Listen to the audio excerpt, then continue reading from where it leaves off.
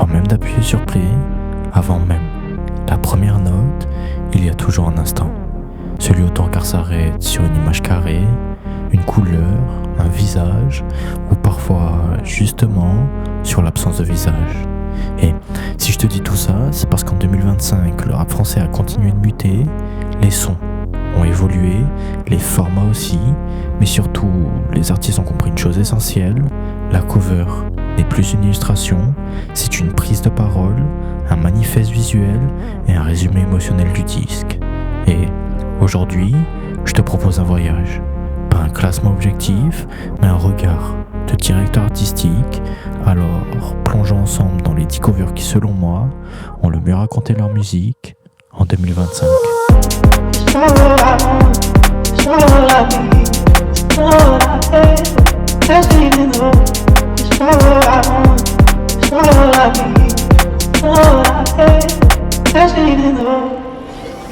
Et on commence sans plus attendre ce top 10 avec un projet qui parle de territoire, un artiste qui refuse la lumière frontale, qui se cache autant qu'il s'expose, un album qui observe l'humain comme un sujet d'étude, comme un corps enfermé dans un système. Ici, on ne cherche pas à séduire, on cherche à comprendre comment survivre dans un environnement hostile, et je parle bien évidemment de Zou, de Jeunes Morts.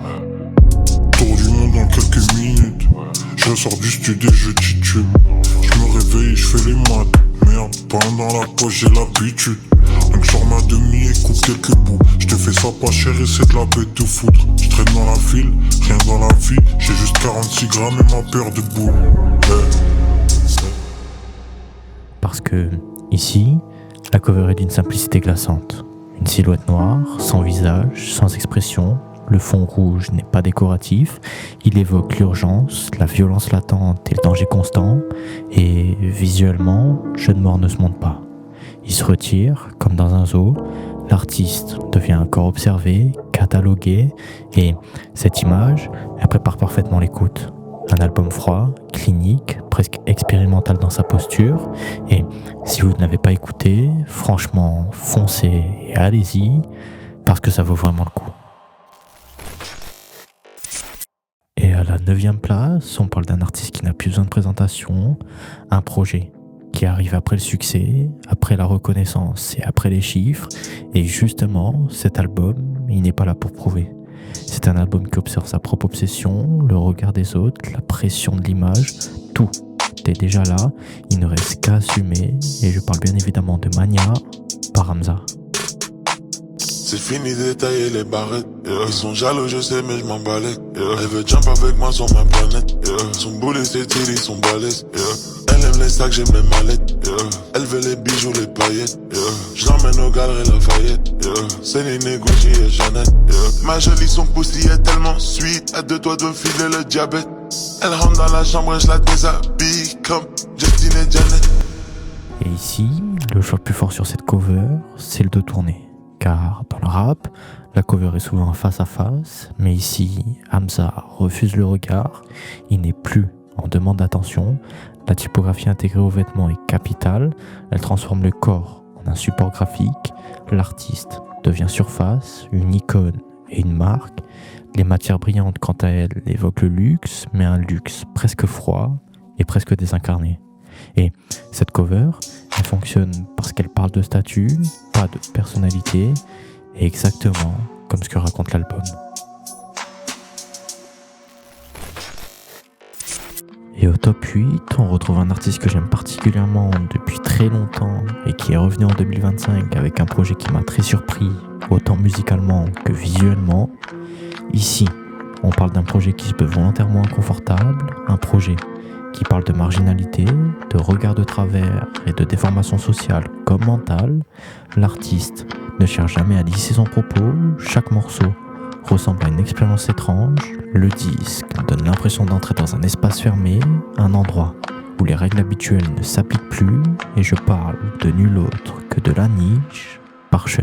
Toxique comme le monde, comme la weed. Vite, vite, bébé, monte dans la caisse.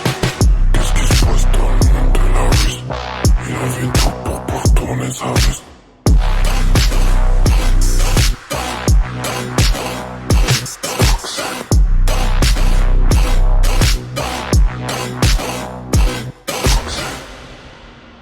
Parce qu'en fait, ici, la déformation est centrale. Les visages sont distordus, presque grotesques, ce n'est pas un effet esthétique gratuit, c'est une traduction visuelle de la musique, une traduction instable, nerveuse et inconfortable. Les couleurs, quant à elles, sont saturées, elles agressent l'œil, il n'y a pas de point de repos visuel, la cover matérialise visuellement le malaise sonore, elle ne cherche pas à séduire, elle cherche à traduire un état, parce que la niche, c'est l'anti-esthétique confortable, et c'est bien pour ça que cette cover fonctionne autant. Et à la 7e place, on retrouve un album de déplacement, un disque nocturne, urbain et silencieux entre les mots. L'artiste raconte la ville non pas comme un décor, mais comme une force, une pression constante où chaque mot est une errance. On marche seul dans des rues trop grandes, trop vides et trop lourdes, et bien évidemment, à la 7e place, on retrouve nul autre que Southside de TMS. Pourquoi tu check tes notes? Jamais je t'embrasse. Appelle-moi si tu te sens aller.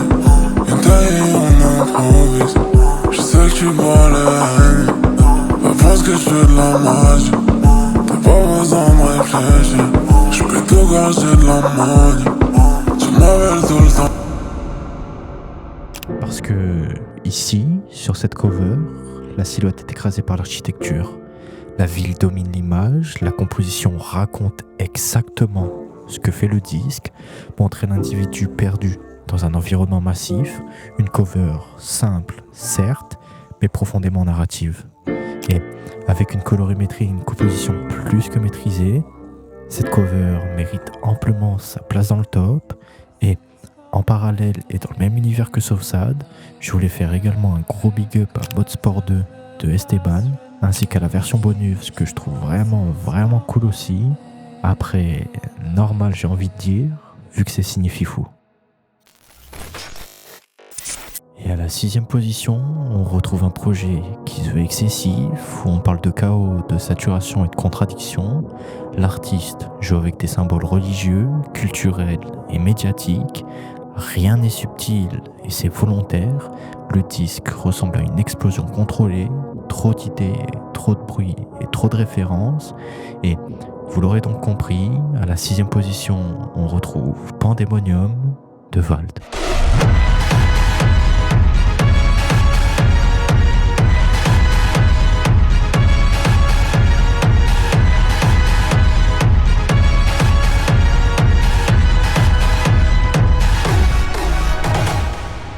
Car ici, l'image est surchargée. Les symboles s'accumulent, les références sont nombreuses, la cover devient donc une expérience, elle cherche l'impact, tout comme l'album. Et avant de passer au top 5, petite mention spéciale à Alba de Bécard et à la fuite en avant d'Orelsan, qui, colorimétriquement parlant, et dans l'univers global que les deux covers dégagent, méritent, elles aussi, selon moi, leur place dans ce top.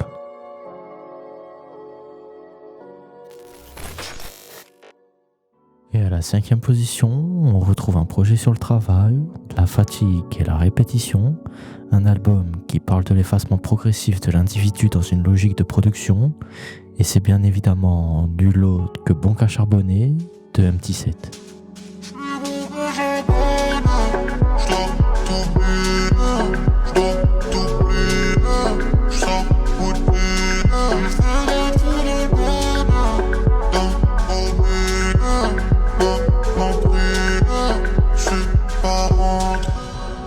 Et ici, le visage disparaît dans l'ombre.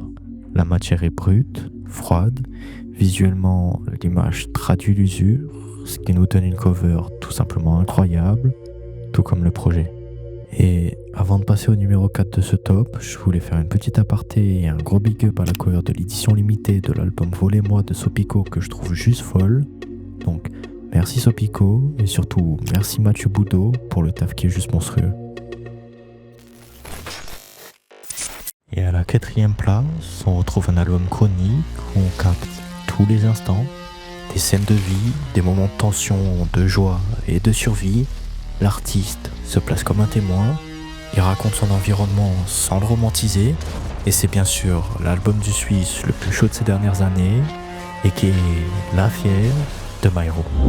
Tabasser des prods, les gars, ramasser des corps, les gars, amasser 1 milliard de pécules, qu'aucun de mes albums passe inaperçu. Je vais pas le blonde qui nique sa mère, car tout ce qu'il a pris, il l'a perdu. Force à ceux qui vivent avec moi, bravo à ceux qui vivent avec plus. Parce que là, la cover ressemble à un instant volé.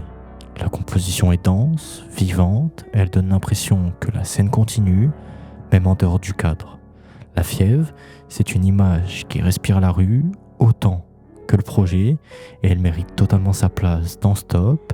Et d'ailleurs, je voulais faire un gros big up à Léa Esmaili qui a fait un taf de fou cette année. En plus d'avoir fait la cover de La Fièvre, elle a aussi fait DND de Yanis et Mega BBL de Théodora qui sont juste phénoménales également et qui auraient mérité eux aussi la même place dans Stop. Et on rentre maintenant dans le top 3 avec un classique, une photographie de scène, une archive vivante, un projet qui parle de transmission, d'héritage et de continuité. Hashtag 71, bienvenue dans le grunt de Monsieur Jean Jass. Le rap qu'on fait plus, celui qu'on garde secret quand on souffre. C'est à ce moment-là que l'art se crée. J'ai vu une issue de secours, j'ai foncé tout de suite. T'écoutes mon son tellement c'est grave, tu fronces les sourcils. Ici, entre le dinosaure, Jean Jass, le flou, la sobriété, tout est absolument parfait. Le dinosaure symbolise le passé, l'artiste incarne le présent, une image simple mais très intelligente. Elle raconte l'ADN du projet en un seul regard. Et gros big up à Romain Garcin pour la version physique du projet en vinyle qui est juste trop belle. La couleur bleue du vinyle qui rappelle le t-shirt de Jean Jass, c'est super bien exécuté, rien à redire, à part bravo. Et à la deuxième place de ce classement, on retrouve un changement de DA, un projet construit autour d'un personnage, une figure presque abstraite, le disque est froid, méthodique et rigide, chaque morceau renforce l'identité et on parle bien évidemment ici de Essonne History X par Ziad. Elle kiffe la différence de gabarit. Je caille du homard au canari. Elle s'est faite sexy au cas où j'arrive. Et nous graille dans la main comme des canaris. J'ai des frères des fantômes, Nico, j'ai pas d'âme. Parce que ici, le mas supprime toute émotion. Il transforme l'artiste en un symbole, la posture est rigide, presque militaire, une cover qui impose le respect plus qu'elle ne cherche la proximité. Et ce fond rouge juste sublime pour un changement de masque, de DA et revenir comme ça avec un nouveau projet, je trouve que c'est plus que réussi. Perso, je me suis pris une claque niveau DA et merci à Regular pour tous les travaux sur les versions physiques qui sont juste incroyables. Un de mes coups de cœur en termes de direction artistique, j'ai adoré et c'est pour ça que je le place à la deuxième position.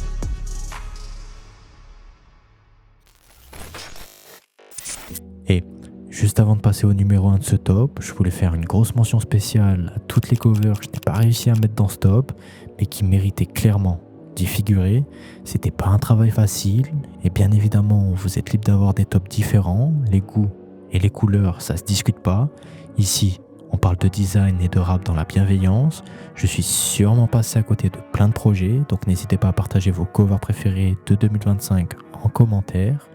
Maintenant, fini le suspense, car à la première position, on retrouve un album où l'image part de la transformation de l'humain en objet esthétique, où le disque est fragile, dérangeant et intime, un projet qui flirte constamment entre beauté et malaise, un projet qui pour beaucoup a été qualifié de meilleur projet de l'année, et je parle de nul autre que de Pretty Doll Corps par Femme Togo, Petite Sœur et Néofront. 5000 jours plus tard, je me rappelle quand j'étais mort sur le banc. Pour la caillasse, ces fils de chiens me donnaient pas vraiment les plans. J'avais pas de limite pour ce blé, tu te doutes bien mon grand, je suis blanc. Blanc de blanc comme le ruinard que je bois pas, je trouve ça dégueulasse. La vide sur le sol du parking, la taille fait à peu près 100 balles. SFN, on canne ces merdes après, on fête sur les cymbales. Regarde maman, c'est ma petite gueule en haut partout sur les écrans. Mon fils en est sorti alors que de base on partait à l'HP. Parce que sur cette cover, on retrouve un visage figé et presque artificiel, la peau semble plastique, les yeux sont vides, la beauté devient inquiétante. Cette cover fonctionne parce qu'elle met mal à l'aise et c'est exactement ce que fait l'album. Images et musique ne font plus qu'un, l'album est juste parfait. Et pour ceux qui veulent une analyse plus poussée sur ce projet, je vous invite à vous diriger vers ma dernière vidéo qui est consacrée à l'univers entier de Pretty Doll Corps. Sur ce, j'espère que cette vidéo vous aura plu. Merci à vous d'avoir suivi, merci pour le soutien, je vous dis à très vite, prenez soin de vous, bisous. J'étais bloqué dans une cage, c'était tellement dément. J'ai rongé les barreaux, y'a la trace de mes dents. Aujourd'hui je célèbre, je me goûte sur l'excédent. Et l'orgasme à chaque fois bâtard est excellent. Ma sueur, mon sang encore dans le caniveau. J'ai dû faire des cascades comme Ivo Caniveau. Non j'ai pas clair le sample, madame papi. Les 60% je trouve que c'est de la pinade. On aurait pu régler ça avec une caisse de pinot. Mais tu connais les caries, toujours les gros bras. On est plus fort que vous, on est plus fort que toi. Bah vas-y écarte mon trou de balle et fusillade.